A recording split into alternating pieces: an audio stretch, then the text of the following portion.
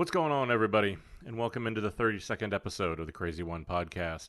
As always, I'm your host, Stephen Gates, and this is the show where we talk about creativity, leadership, design, and a whole host of other things that matter to creative people. Now, today, I want to spend a little bit of time talking about disruption. Now, disruption is a word that gets used a lot. It gets used a lot by people who actually seem to think that they understand what it means, but I'm actually amazed at how few people truly understand it. I think that we need to talk about this because I talk a lot about how creatives need to understand and they need to learn business. And this, honestly, is a really key part of that process. Disruption breeds opportunity for creativity, honestly. If you see something that needs to be different, if you see something that needs to be better, if you see something that's changing, then those are all opportunities to come in there and have great ideas. But I think that the challenge is that most people, when they hear that word disruption, think that it only comes from an app or from a startup. Because if you ask anybody to talk about disruption, the same usual suspects come up time and time again. You get the Airbnbs, you get the Ubers, you get like all of the ones like that everybody always talks about. But I think that there's a lot of other disruption that's going on around us all the time. And I find it really interesting because there are some really smart creative people that I know who, quite honestly, don't see their industries being disrupted, even though they work in it every day. It's an interesting phenomenon. It's something that it only seems to be accelerating. And I think if we want to talk about creativity, if we want to talk about having an impact the way that we do on this show, then this is something that we need to talk about. It's something that we need to understand. And I think not only did we need to kind of understand how it goes on, but understand how can we actually see those opportunities? How can we see what's going on? And I think that, that's really going to be what I want to focus on today. And what we're going to talk about is kind of into two different areas. The first one is I want to walk through what are really three different examples of what I would probably phrase as non-traditional disruption. This is not an app. It's not a startup. But these are major industries that are changing for different reasons. And then after that, I want to talk about something that's known as cognitive bias, which sounds like a fantastic $5 word or something that you could get a double word score in Scrabble with. But it's really the scientific effect that happens to people, and it's why they can't see what's happening.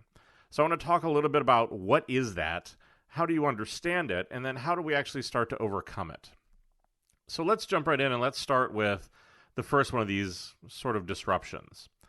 And I think that the first one that I really wanted to focus on was whenever an industry, whenever a business, whenever something like this is disrupted because of society. And it's through society because there's a shift in societal norms. And I think that this takes place for a number of different reasons. I think that it can be because of the media, who so often will go in and try to find subcultures and will then go through and try to elevate those, and try to make them more mainstream. It can take place because of a change in societal values, because as a society, we constantly are kind of reevaluating where are we at on a number of different issues. But there's a lot of these different reasons why society changes. And I think one of the most interesting shifts that I've seen really over the last probably 10 years has been in the area of tattooing. A number of my friends are tattoo artists, and I think it's been fascinating to get to know them, to get to know that culture, to get to know the way that they do their work. But more than that, I think that the thing that's really been interesting is to watch the way that industry's changed. Because if you think about it, not very long ago, tattoos were really the realm of sailors, of social rebels, of rock stars, of things like that. They just weren't something that you saw every day. They were for a very specific type of people, which is why tattoo shops were in a certain sort of neighborhood, and they were kind of populated and filled with a certain type of people. But then that subculture started to go mainstream. And this was a media-driven one in most cases because you had shows like Miami Ink. and New York Ink. and Ink Masters and a bunch of other ones that are still even on air today that started to highlight tattoo culture. And it really gave society the permission to say that this isn't just for the social fringes anymore, that this was really something that could come into the mainstream. And it's interesting because now you actually will see that 1 in 5 Americans have at least one tattoo. That's 20% of Americans have at least one tattoo, which is a huge, huge shift from where it was a few years ago. Also because you can look at other places like Las Vegas, which is tacky. It is its own entity. It is something that is a world unto itself. It is a tourist trap and a lot of other things. But the thing that it is, that I tend to look at it for, is I think it's a very interesting barometer on the state of society, because it is such a populist-driven experience there. It's such a money-driven experience there that what people want will quickly be what you find in Vegas. And so again, even you look at the last 10 years, Vegas has gone from 20 tattoo shops to 200. So there's been this just explosive growth as you've watched this go from being the realm of just kind of these social people on the fringes to soccer moms. And I think that the fascinating thing with that is that the industry has really struggled to keep up with that. Tattooing, and I think the real popular tattoo artists, the real hardcore, the people who really understand it as the art that it is, have a very interesting code of how and the way they want things to be done. You have to go in and you learn through apprenticeships. You have to pay your dues. You have to get tattoos before you can even get that apprenticeship. And once you get that apprenticeship, there's a long road that you have to go through of learning before you can go out on your own. And then once you get to that place of actually understanding the craft of it, then how do you find where you're going to make your mark? Is it black and gray? Is it surrealist? Is it new school? Is it photorealism? I mean, is it American traditional? Like, there's a lot of different areas that you can specialize in. And so I think that, you find this case where a lot of successful modern tattoo artists have to walk this line between respecting tradition, but also evolving to meet the times. For a long time, there are a lot of artists who I know who rejected social media, who rejected websites, who rejected a lot of those sort of things because they felt like it was betraying the traditions that tattooing had. And I think that there's a number of industries where you see this sort of tension between the old and the new. Yes, it does represent an opportunity, but I think at the same point, you also have to think about that this tension makes it hard to disrupt because of the fact that you have so many people who are so successful, who are driving the way that this artwork is being done, who are very rooted in a very particular way of doing things. And those who then come in and try and disrupt it will often have tension with them. But I think that it's one of these things that's interesting because as we look at disruption, it isn't just seeing the opportunity and coming in and putting in a startup or putting in an app. You can do it actually through these sort of changes just in the way that we feel about things. And here again, I think this is an opportunity. And you started to see some of the best tattoo artists, some of the people who I'm friends with have been able to really set themselves apart because they were able to embrace this change. They viewed themselves more as artists, not just tattooers. Tattooers was maybe the thing that was the majority of what it is that they did, but it didn't solely contain their creativity. And we've talked about that in other episodes, about understanding what do you need to be happy, understanding the influence that you can have. But I think, tattooing still occupies a very, very fascinating part in society for a lot of people in the fact that it can influence fashion, it can influence body art, it can influence fine art, it can influence a ton of other things. You've even started to see this bleed out into culture as somebody like Christian Louboutin, very, very expensive shoemaker, very, very exclusive, started to actually have it where you could get shoes that were based on the tattoos you had on your body. I always thought it was also an interesting way for him to get around copyright law because he was just simply copying a piece of tattoo art, not necessarily that intellectual property. But none the same. I think that you started to see it bleed out and that is the ripple effect. And I think this is why you need to watch and understand whenever society does something like this, because it may start with just one industry like tattooing, but as tattooing becomes more popular, then it starts to affect so many other industries. It affects the fashion industry as they start to pick on that.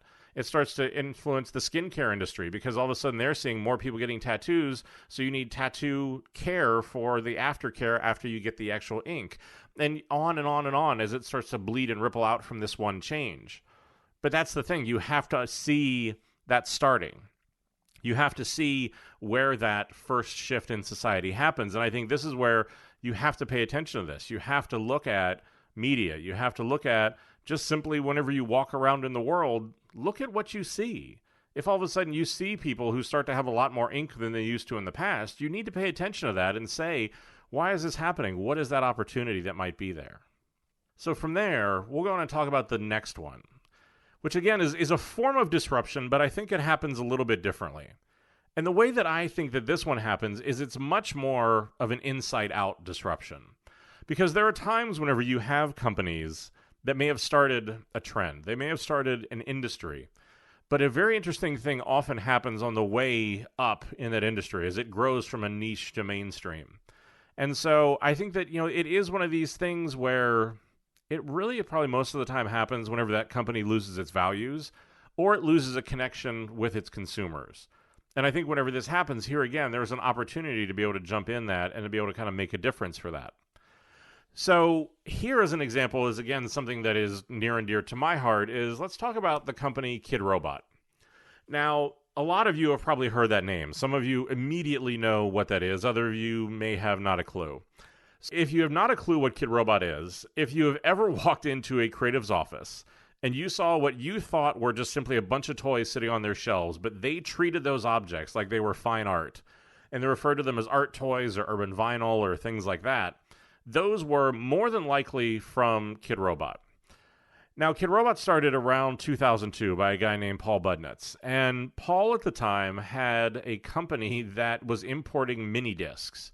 As you can also just tell how much time has changed over that arc, the fact that 15 years ago mini discs were actually a thing. But what he did was he started to see these really interesting art toys coming out of Japan, coming out of Hong Kong, that were just very, very different than anything you'd ever seen before. And so what he decided to do is he was going to actually use that infrastructure from that mini disc company to start Kid Robot. And it really was just importing those toys from Japan or Hong Kong or Europe or things that people in the States had never seen. But then they started to do an interesting shift. And what Paul realized was that it was really an opportunity for him to put his stamp on the American market, to be able to found Kid Robot and to really go through and kind of define what is an art toy. Because if you think about it at the time, the way that the industry really was constructed was that toys were, quite honestly, in a lot of ways still are, just simply representatives of a licensing agreement. That I liked Star Wars. Maybe I liked Stormtroopers. I like Darth Vader in Star Wars. And so whenever I wanted that toy, I want a toy that then connects me with that character. So I'll go buy a Darth Vader toy. The problem with that, though, is that the toy doesn't really stand on its own merits, because what I'm doing is I'm buying the embodiment of a film character that I like. It doesn't actually mean that that Darth Vader toy is any good. In most cases, it's actually probably pretty crappy. But that was the place where Kid Robot said, look, we're going to break and we're going to do something different. We're not going to do these sort of licensed things, that we actually want to go out and make these pieces of art. We want them to stand on their own for their own merits. And that we really wanted to focus on creativity. And so it really focused around two, I guess we'll call them characters. The first one was a character that was designed by Tristan Eaton, the street artist, and that Tristan was working for Kid Robot at the time and really was responsible for really kind of a brilliant intersection between two worlds. The first one was that he'd actually been designing toys for some of the mainstream toy manufacturers, so he understood the process. But what he said is what we want to do is we want to design what's called a platform toy. And a platform toy is really, we're going to have this one shape, this one figure. And then what we're going to do is we're going to give that to a ton of different artists and let them interpret it the way that they want to. Now, the one that they came up with was called a dunny, and D-U-N-N-Y, like bunny but with a D. So what that is it's a sort of a comic-looking little figure, big round head, with these two sort of rabbit ears that come off it. They're a little more rounded, but generally it sort of has that shape. So it looks like a little person with these kind of, I don't know what, stylized rabbit ears. And out of that, they started to do partnerships with a ton of incredibly influential street artists and influential toy makers, where they would give them this one shape and they would let them design it a ton of different ways. So that it really started to get to this interesting place where, again, you had this common form, but very different interpretations of it. Well, then they also went a little bit further later and they came out with another character, we'll call it, called the Money. And that this was really a blank toy. Whenever you got it, it was white. It was in vinyl plastic, which is that kind of like matte, white, just kind of standard plastic that you would see. But it gave you the ability to actually customize it and make it the way you wanted to. It would often come with some accessories, maybe some crayons, but you could paint it, you could airbrush it, you could color it, cut it, do whatever you wanted. And it gave rise to this kind of massive customizer community of people who would take these and then once again go off and make their own characters. I often loved it because whenever I would actually go over to my friends' houses, almost every time I would take their kids a Money. Because again, instead of just taking them a toy that would already be finished, I wanted to take them something they could create, that they could use their creativity, that they could imagine what they wanted it to be. Because I felt like that was a really important process. And this really was a niche movement, that they had a store in San Francisco, they had a store in New York, but it started to gain popularity. As we've talked with tattooing and so many other things, media just has a way of sort of finding out these little kind of interesting things and trying to blow them up. I think it also was accelerated by the fact that since a lot of creatives had these, that again, since as we can be, I don't know what, shepherds of style or cultural influencers or things like that, it helped drive that. But I think the Kid Robot responded to the competition really in the wrong way. Because as they started to grow, as they didn't quite respect the power of the niche that they were in, they really tried to go mass market. That all of a sudden they started doing apparel, and that those sweatshirts or bags suddenly started showing up in Macy's and all these other really crazy places, and started to get much more mass market. And then they did the thing that really betrayed everybody that loved the brand. They came out with Simpsons licensed toys. And the reason why this was a betrayal was because if you ever heard Paul talk, whenever he founded the company or anything else, he would talk about, again, back to that Darth Vader, that Stormtrooper, that they were never going to be that company, that they always wanted the toys to stand on their own merits. Well, The Simpsons was then a betrayal of that, because it wasn't standing on its own merits, it was a license. And before long, you started to see other ones, from The Simpsons to Futurama to all kinds of other lines that they suddenly licensed, ultimately hitting rock bottom whenever, I don't know what, a couple years ago I walked into Barnes & Noble and saw Kid Robot toys sitting there. And you really knew that was the moment where everything had changed. And the problem was that they'd lost their way. And it created a lot of huge problems for them. I think the first thing was that their core customer base, the people who had supported them and helped them grow, who were their advocates, who were the people that really understood them, fled. Because the thing that was niche, the thing that was cool, the thing that most people didn't understand suddenly had gone mainstream. Because whenever that interesting little thing that I'm doing can suddenly be bought in Barnes & Noble, it's really not cool anymore. And it really took the air out of all of that. That because of this, then the other thing that happened was their product suddenly just rapidly devalued. Because these toys that had been so niche, that there were ones that would sell for hundreds, if not thousands of dollars, that you might have bought for $40, $60, $80 to begin with. There was a real market in trading these. It was kind of like, if you look into sneaker culture or other things like that, it's a very similar sort of thing that happened there.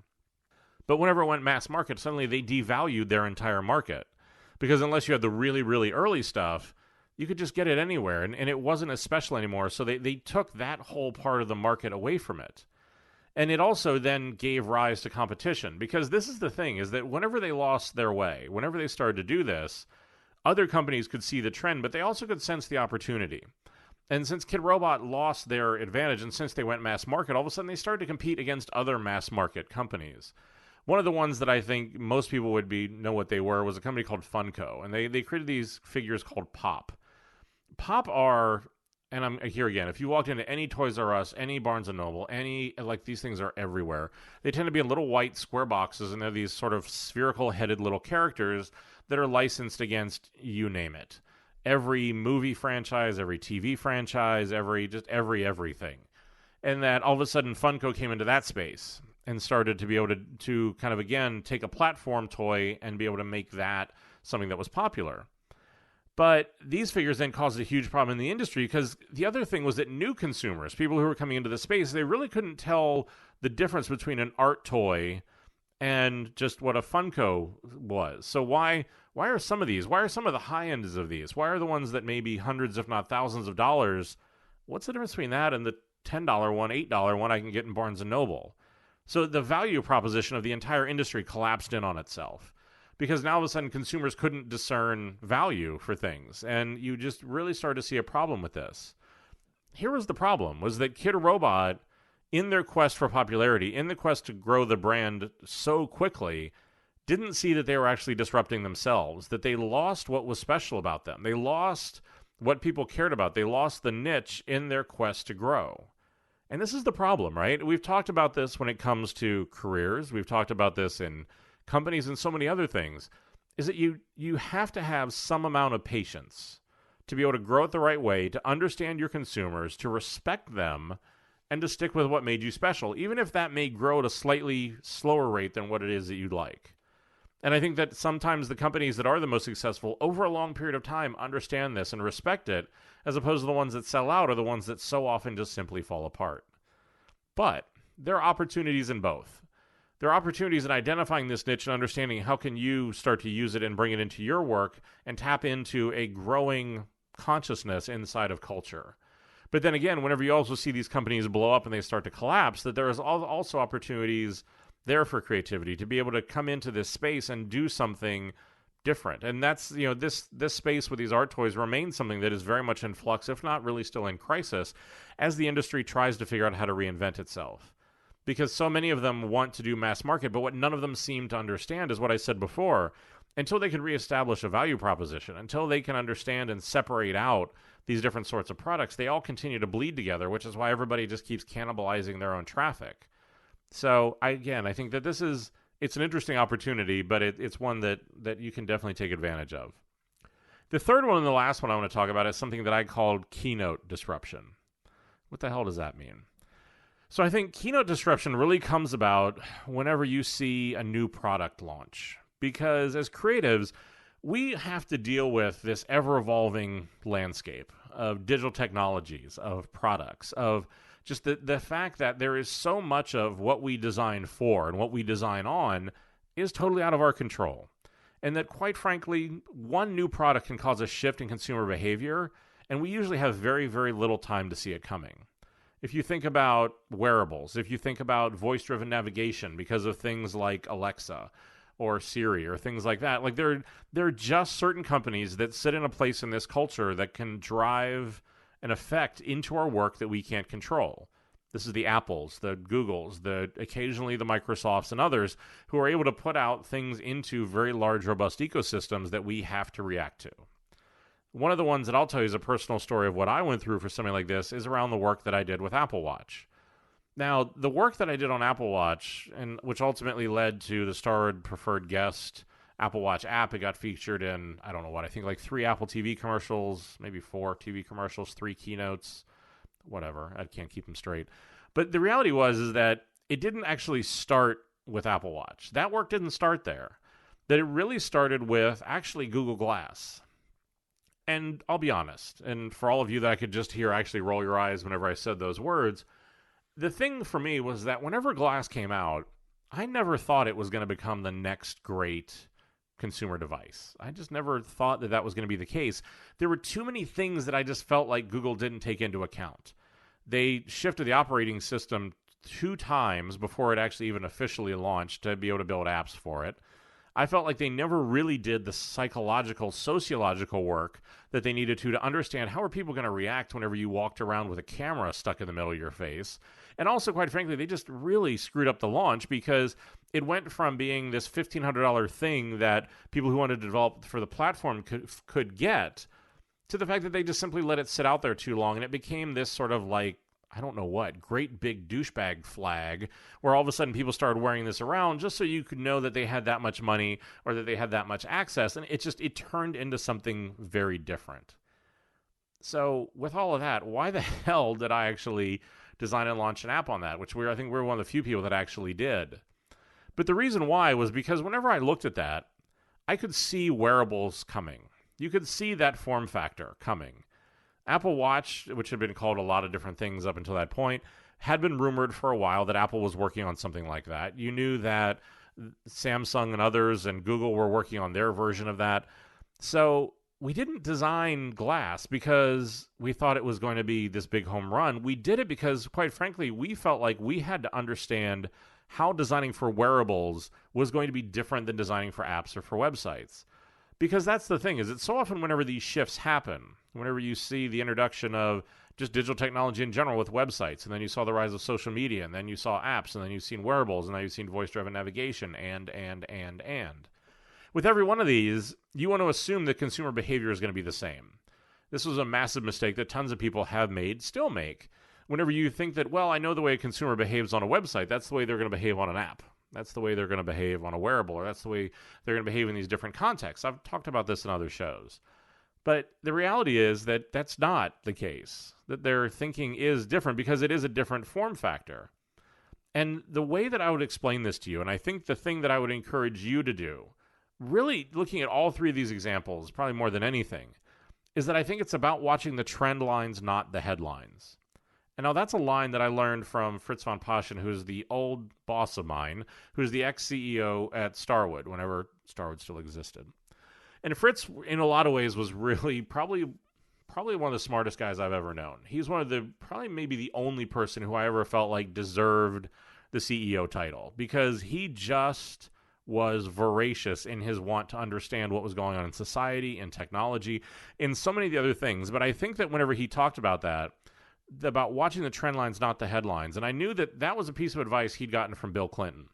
What was really interesting about that was whenever you look back over wearables and as that came out, you saw so many people writing headlines about how glass was going to fail, how watches were going to fail, how this was not going to be something that consumers were going to embrace.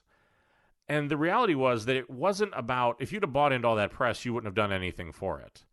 Well, but then the reality was that you could start to see the trend line of people wanting these sort of micro interactions. That even just our very communication had been changing, because it had gone from handwriting to emails, which was still sort of long-form communication, to Facebook posts, which got shorter, which Twitter, which shortened it to 140 characters, to then things like Foursquare or Snapchat or a bunch of these other things where now all of a sudden it wasn't even about writing anything. It was about photos and Instagram or videos and Snapchat or live video and Periscope or just checking in someplace in Foursquare.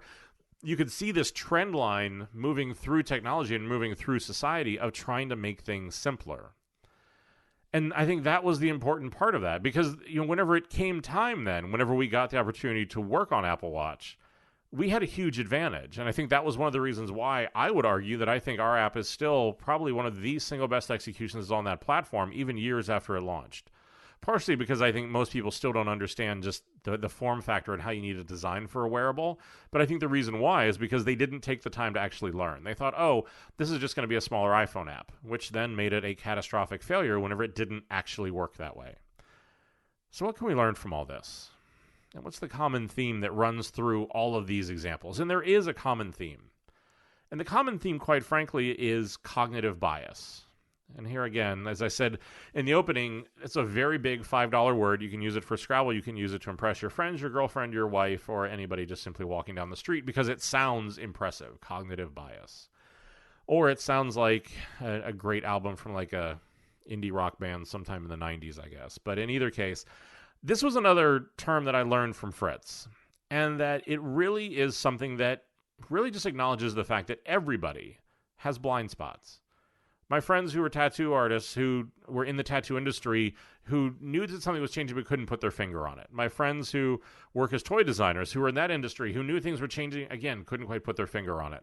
As you continue to watch even so many companies today struggle with the adoption of digital and trying to understand what's actually going on with it, and again, could tell something was changing, couldn't quite put their finger on it. It's cognitive bias. And what that really is it's just the fact that business leaders, just like everyone in these stories, have a hard time recognizing change. And that it's just one of these things where I know what you're thinking. Like, why do I need this?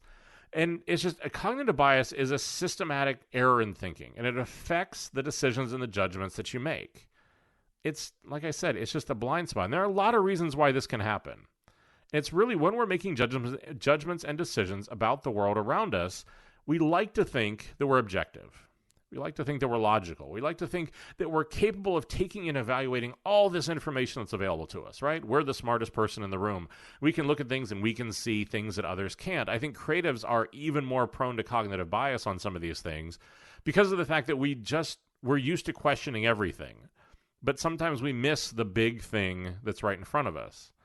Because the reality is that our judgments and our decisions are often riddled with errors, and they're influenced by a wide variety of these sort of biases.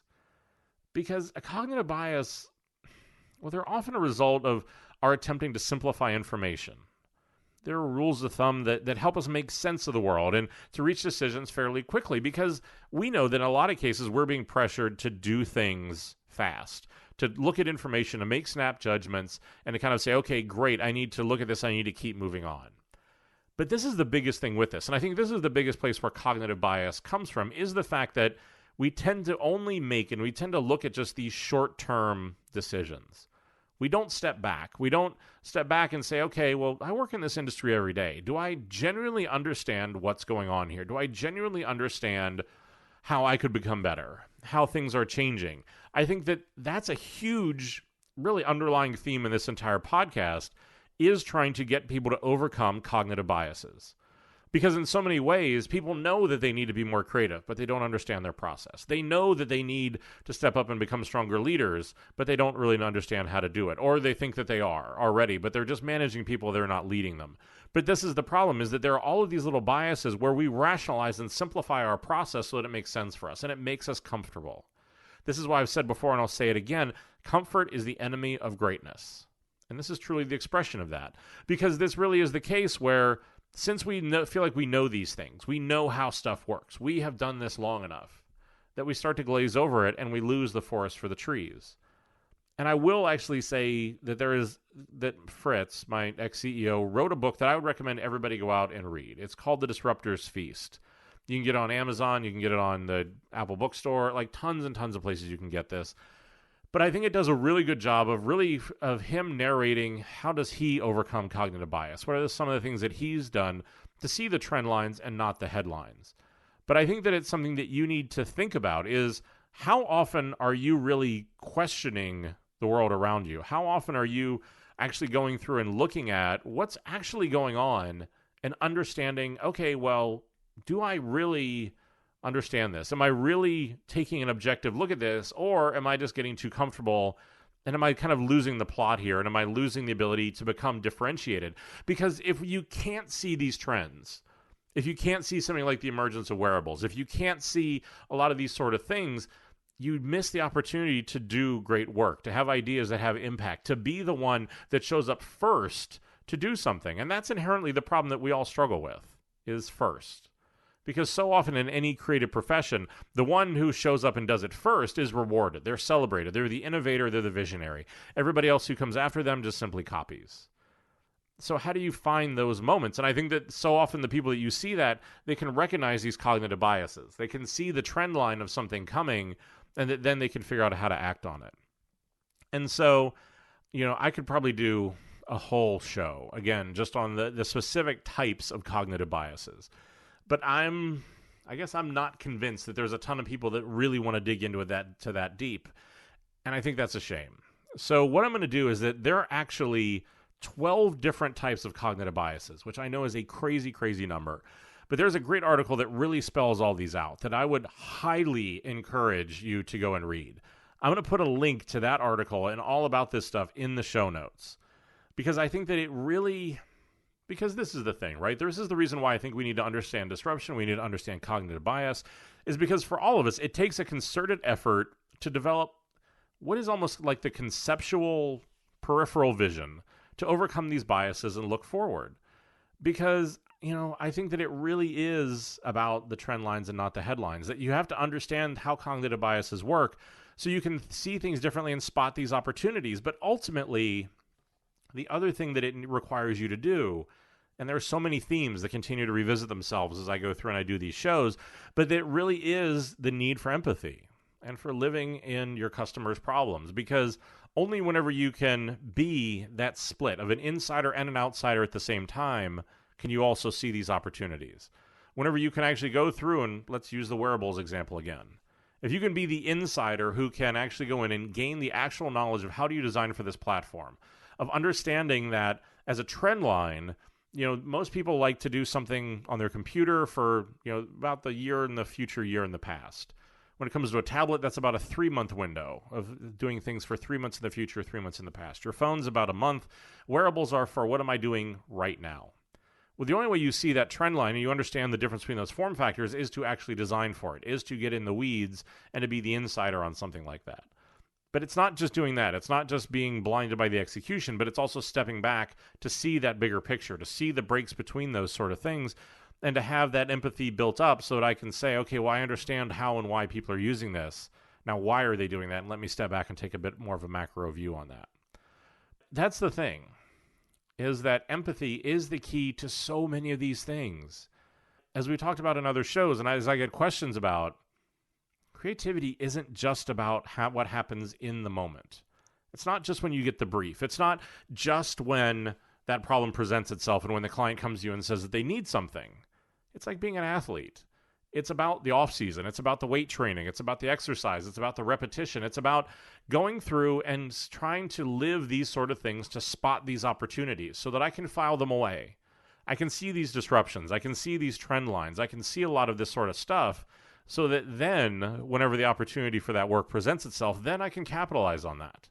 And that's what a lot of this show really is. It's me trying to expose, I guess, and explain these trend lines that I see going through the industry that so many people are missing. And it's so amazing to me. And it's so, quite honestly, frustrating to me that people don't see that this is something that they need to do. That they really just want to kind of live in the moment of making something pretty, of not taking the time and putting in the work to step back to see where the disruption is happening, to see where these opportunities are. Because all the big apps that everybody loves, all the disruption that they like to talk about, that's how they started. They looked at an industry like taxis. They looked at an industry like hotels and said, look, there's something that's going on here. There's a unmet consumer need that I can empathize with, that I can create something that people will want to connect with, that they'll want to act on. And that, again, that's the challenge, is how do you do that? How do you go through and bring that stuff to life? And how do you pull it out and to be able to bring it into the light of day so that then you can go create that idea that turns into the Airbnb or Uber or Lyft or, a ton of other apps that are going on there. So hopefully this helps. Hopefully this made some sense. If it did, or even actually if it didn't, I'd like to hear from you, because I think, these shows are at their best, and I think the community is at its best, and we all learn at our best whenever this is a dialogue. And so that dialogue has been taking place on the Crazy One podcast Facebook page. So just go over to Facebook, search for the Crazy One, give that page a like, because there's a lot of stuff that goes on there. There are people that are posing questions that I'm going in and answering every week as I find interesting articles, whether it's about leadership, creativity, trends, other things like that. I'm posting it there. But it really is just kind of the place where if you want to find out more about this stuff and not just engage with the shows whenever they come out, but to have it be more of a rolling conversation, that's where I would encourage you to go do it. And always, if you like the show, if you're finding you're getting value out of this, please just take a couple minutes and go over to iTunes, go over to whatever your podcast platform is and leave a review. It makes a big difference, gets more people into the show, and it really just, it helps. And it's the only currency I'm ever going to ask for, and the only compensation I'm ever going to ask for is that. If you want to get all of the show notes, if you want to find the article that I talked about the 12 different types of cognitive bias, head over to podcast.stephengates.com. Stephen is Stephen. You can find related articles. There's a lot of other things that I've written over there. Complete list of the show notes. I've done a lot of work to try to make those a lot better so they're more useful for people. But go over and check that out. As always, the boys down in legal want me to remind you that all the views here are my own. They don't represent any of my current or former employers. These are just my own thoughts. And finally, I say it every time because I mean it every time, but thank you for your time. I know that time is truly the only real luxury that any of us have, so I'm always incredibly humbled that you want to spend any of it with me. So until we talk again, and as always, stay crazy.